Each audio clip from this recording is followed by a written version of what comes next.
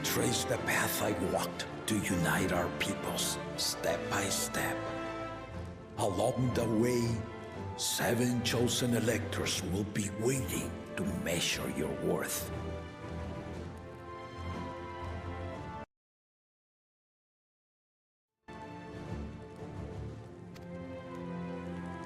Earn their keystones by performing the feats they ask of you. Once you've fitted each of the 7 tablets with the keystone, you'll have the key to unlock the seal on the Golden City's gates. So the contest is in stages, none of which can be skipped by rushing to the ultimate objective. Exactly. Exciting, isn't it? Martial tournaments, hunting festivals, and now this? You do so love your contests, Papa.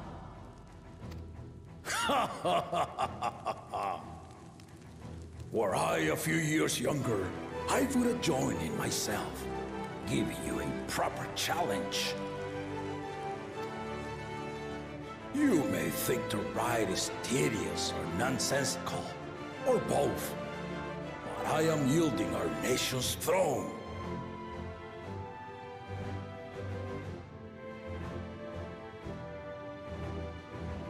Let me have this final indulgence.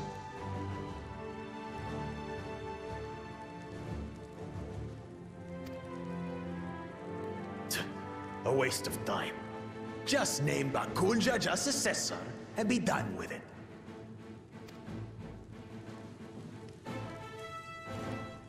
The rite of succession begins now. I'll be watching you progress with great interest.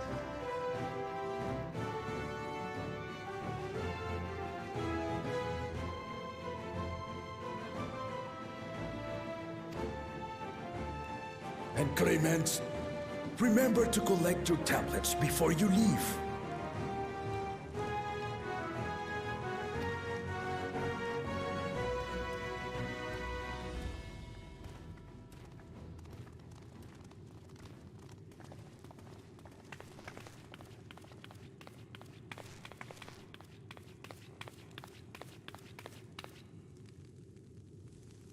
You are one of Lamachi's allies. Speak freely. I am Cryo Baldessian, representative of the students of Baldessian. My name is perhaps familiar to you? Ah.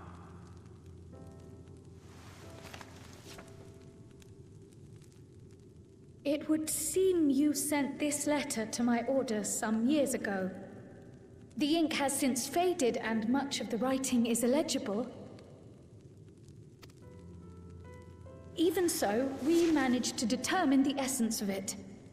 A request to investigate the Golden City, addressed to my grandfather, Galuf. Included with the correspondence was this earring.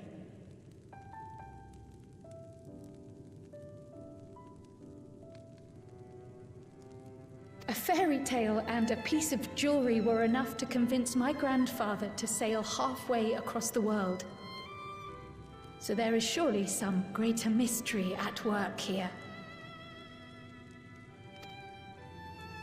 On behalf of the students, I've come to seek clarification on the matter.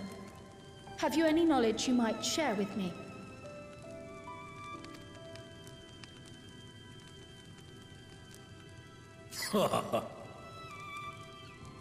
No, not at this time. I have tasked the claimants with finding the Golden City. To fulfill your request would afford one of them an unfair advantage in the right of succession.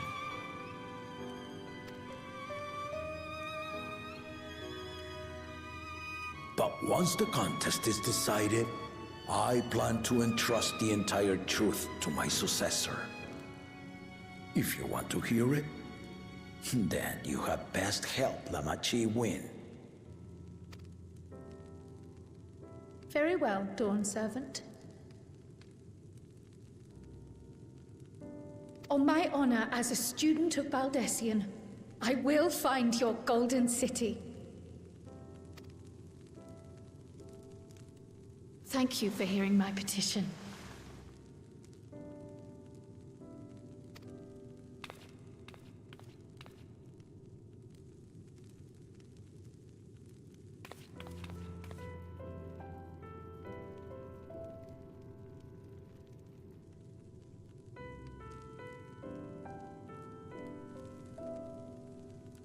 How about that? She's grown into a remarkable young woman. You should be proud, Galov.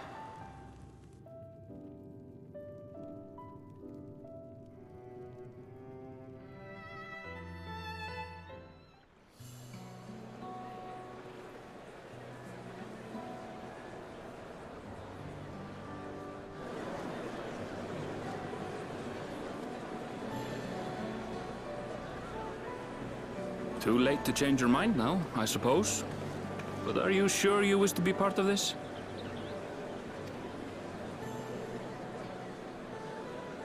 Our third promise is not wont to take no for an answer. Though you may have agreed to help, I worry that you were swept up in her relentless enthusiasm.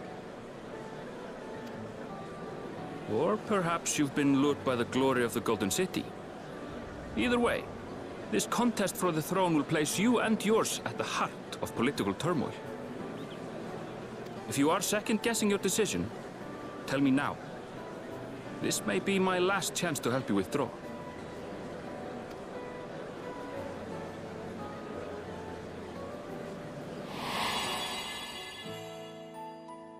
Life is a series of journeys, my friend, and there's no telling what awaits us on the long road.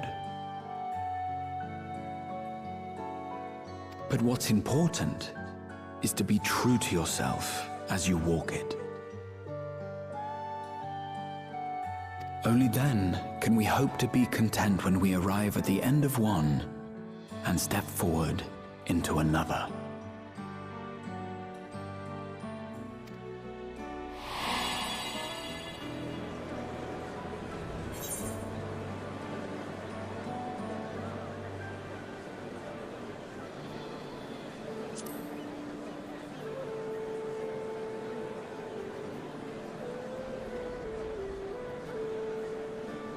So you are committed to your path?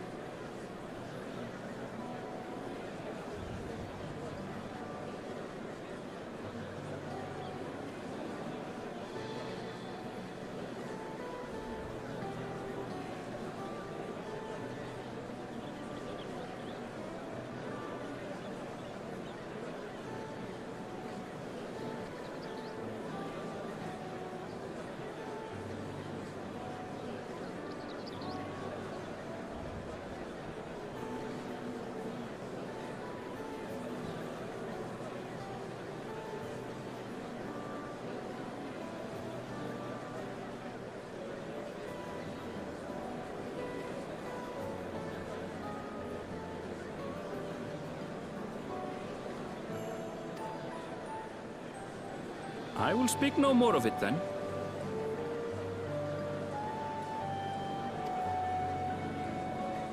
As for my own involvement, I can no longer conduct myself as a mere guide, I think. Not after the Dawn Servant's revelation.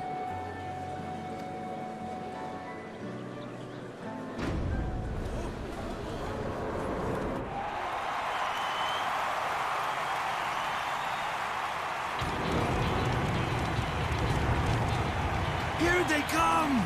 It's Saralja! Such a fearsome mien. Make no mistake, there goes Tuliola's mightiest warrior. First promise, our village needs aid.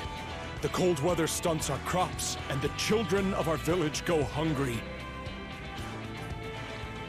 Once you ascend the throne, I beg of you, grant my people new lands, please? Serelja. Take heart, tiller of the soil. The Resilient son, blood heir to the Dawn Servant, Has heard your pleas.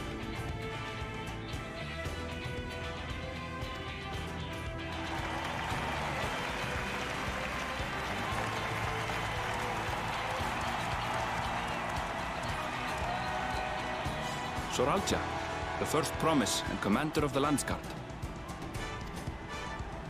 Serelja, the Palaceer. As he was so careful to remind the crowd, Soralja is indeed the natural child of Gulul Jaja.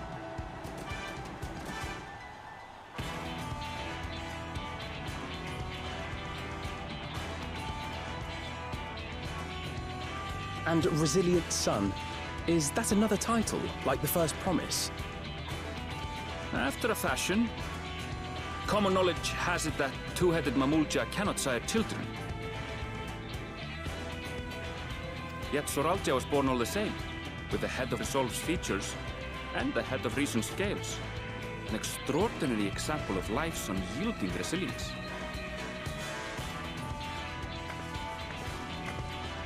And a warrior's reticence. He says little, but the way he moves... I know a hardened soldier when I see one. He's a natural swordsman, a gift he inherited from his father. Some even say that the son has already surpassed the sire.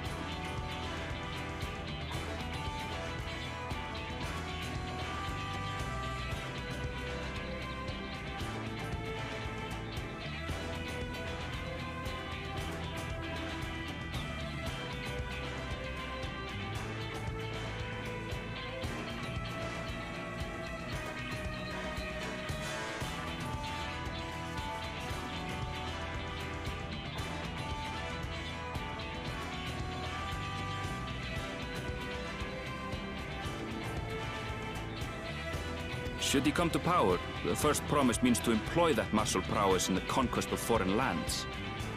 For this, he and his supporters have been labeled expansionists.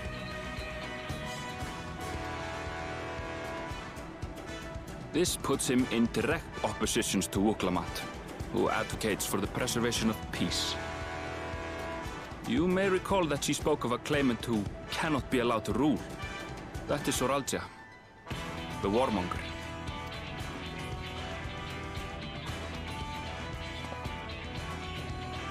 Cryon, are you all right? The echo. It gave me a glimpse into Zoralja's ambitions. Deep and unknowable, like an abyss. Yet at the same time, a roaring, unquenchable fire. It was a trifle terrifying, to be frank.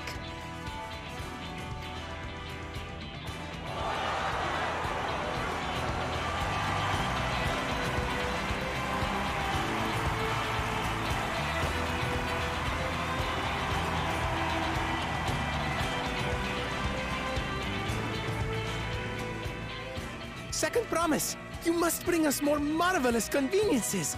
More dirigibles and trains and the like. We need you in charge to make trading easier. The elders, they complain about abandoning tradition. But we're not like them, afraid of everything foreign and new. You have our wholehearted support. With your ingenuity and knowledge, you're sure to win the contest. Forgive me, but the right of succession is barely begun. I will hear your petitions if and when I am named Dawn Servant.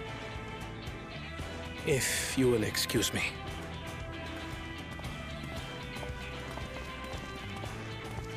Plain spoken, as always. That's Arcona. Practical to a fault.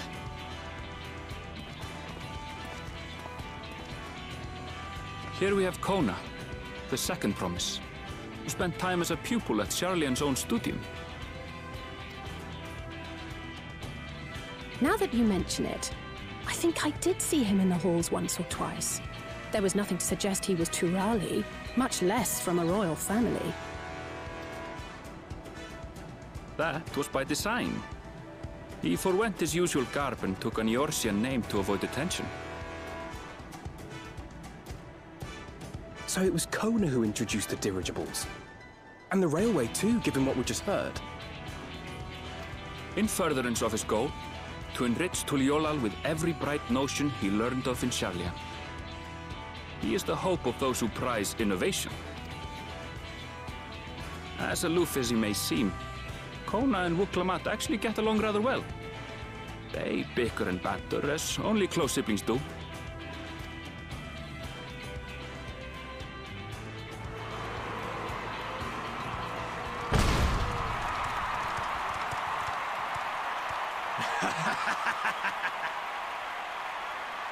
How gracious of you all to cheer the lesser claimants.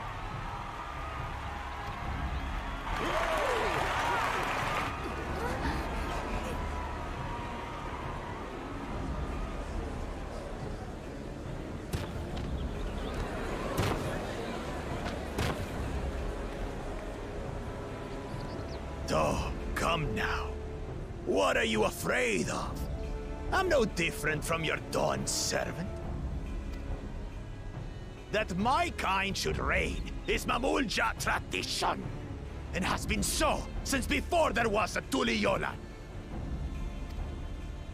I'll brush aside your feeble contenders, and then you'll see who deserves your fealty. Well said, brother.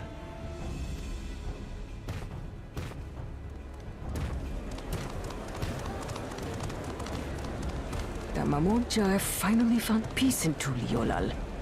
I pity those fanatics are intent on keeping that tradition alive. The chosen of Mamuk, Bakul Jaja, winner of the recent martial tournament, and the only claimant not of the Dawn's promise. His strength is undeniable, but you see how he is. A few devoted Mamulja are his only supporters. What would he do with the throne should he win it? His policies and so forth. I doubt he's thought much beyond winning the contest itself. But one thing seems certain. If he does become Dawn servant, he will see the Mamulja exalted as the ruling class, and all others forced into subservience.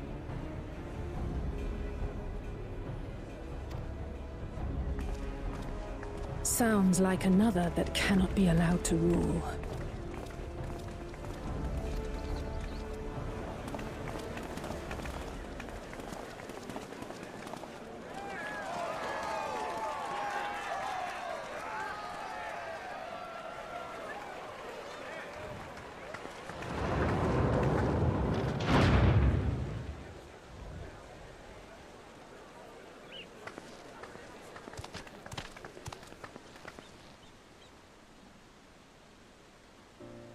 We wish for one thing and one thing only, third promise.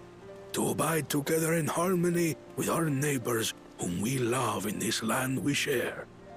It is our way, the Turoli way. Galul Jaja built for us this peaceful nation, and we beg you to preserve it. You have my word. I won't let your pleas go unanswered. Until Tuliolal was founded some 80 years ago, this continent was ravaged by war. The eldest among us remember that dark era, and they are Wuklamat's most ardent supporters. Apologies. It's hard to get away. This is Namika, my childhood nursemaid. She's been like a mother to me my whole life. I told her it wasn't necessary, but she insisted on seeing us off.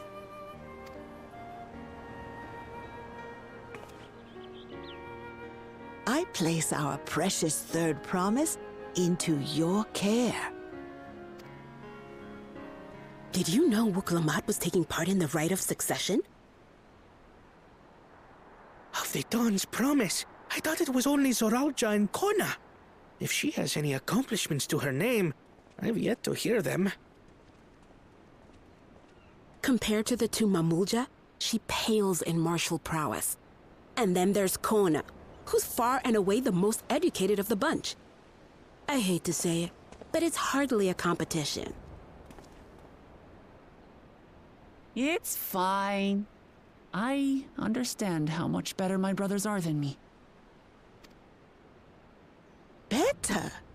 Wuklamat, I have never thought of you as the lesser sibling. Your brothers may excel in their respective ways, but you boast qualities that both lack. A strength that is yours alone. Having cared for you for so long, I should know. Thank you, Namika.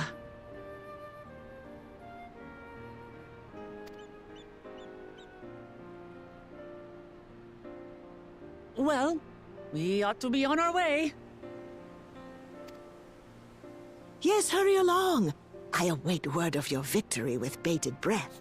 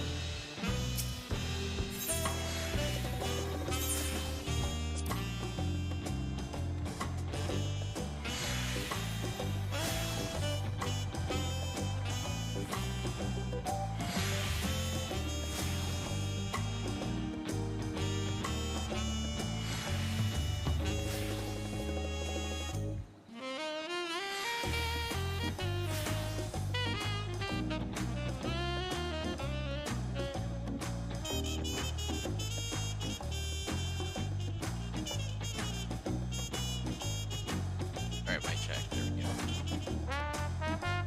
Saw you on my page. You figured stopped in. Alright, appreciate it, man. Radman. How's it going?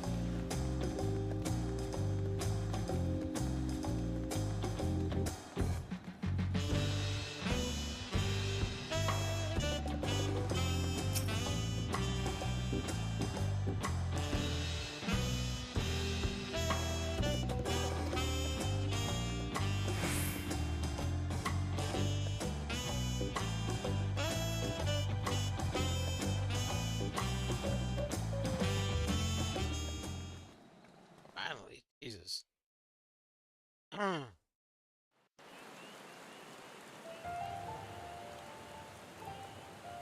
Kosamauka, the land of rainbow terraces.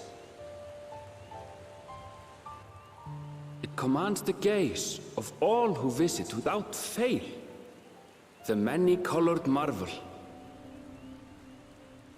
An endless torrent of water cascades over sheer cliffs to shape the wetlands below. To its relentless flow, all life must yield. Together with Wuklamat, we proceeded along the marshy trail, a road upon which the Dawn Serpent and his comrades once traveled.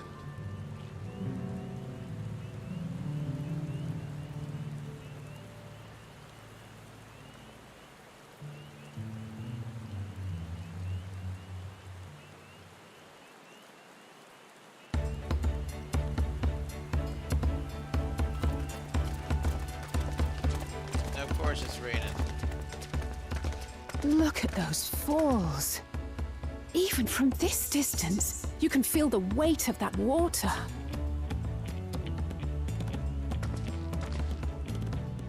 The Isle of Ham was impressive, but as you can see, Tuliyollal does not want for natural wonders.